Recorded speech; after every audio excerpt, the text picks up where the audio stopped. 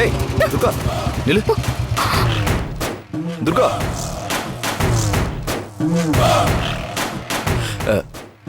பயப்படாத துர்கா.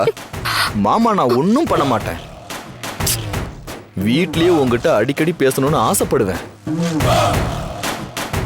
ஆனா அதுக்கான டைமே கிடைக்கல. அதான் உன்னை இப்ப ரோட்ல பார்த்த அந்த சான்ஸை யூஸ் பண்ணிக்கலாம் தான். உன்னை பார்த்த உடனே என் ஃப்ரெண்டை கழட்டி விட்டுட்டு உன்னை பார்க்கணும்னு ஓடி வந்து பேசிக்கிட்டு இருக்கேன்.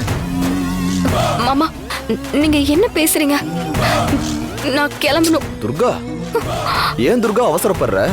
உங்ககிட்ட ஒரே ஒரு விஷயம் சொல்லணும், அவ்வளவுதான். எதுவா இருந்தாலும் சீக்கிரம் சொல்லுங்க மாமா, நான் கிளம்பணும். நீ இப்போ என் பைக்ல என் கூட பாத்தியே, அவ என் ஃப்ரெண்டு ஆஷா. அவ எனக்கு ரொம்ப க்ளோஸ் ஃப்ரெண்டு. நீ கிராமத்துல வளர்ந்த பொண்ணு இல்லையா, அதனால உனக்கு இந்த சிட்டி கல்ச்சர் பத்தி அவ்வளவா தெரியாது. சிட்டில இதெல்லாம் ரொம்ப சர்வ சாதாரணமான ஒரு விஷயம். க்ளோஸ் ஃப்ரெண்ட்ஸ்னா இப்படிதான் இருப்பாங்க. மாமா ஆ நான் சொல்றேன்னு தப்பா எடுத்துக்காதீங்க.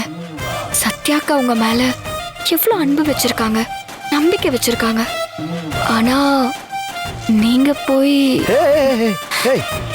இங்க பாரு துர்கா, நீ நினைக்கிற மாதிரில எதுவுமே இல்ல. நீ கண்ணால பார்த்தது ஒரு சாதாரணமான விஷயம். சரி, நீ நம்ம துர்கா வாச்சேன்னு பைக்கை ஓரம் கட்டிட்டு அப்படியே நின்னு உன்கிட்ட பேசிக்கிட்டு இருக்கேன். என்கிட்ட அன்பா பேசுவேன்னு பார்த்தா நீ என்னடானா எனக்கு நம்ம டிசிப்ளின் கிளாஸ் எடுத்துக்கிட்டு இருக்க.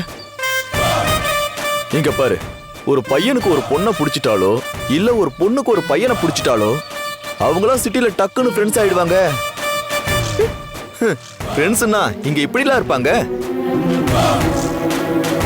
நான் எப்படி ஆஷா கூட ஃப்ரெண்ட்ஷிப் வச்சிருக்கணும், அதே மாதிரி எனக்கு உன் கூடயும் ஃப்ரெண்ட்ஷிப் வச்சுக்கணும்னு ரொம்ப ஆசையா இருக்கு.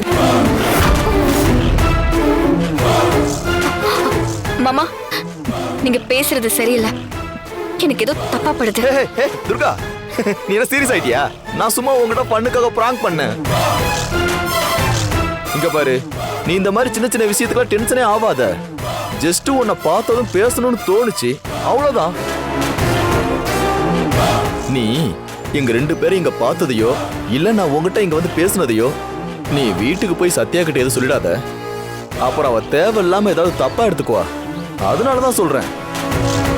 மாமா நான் கிளம்புறேன். பாய்.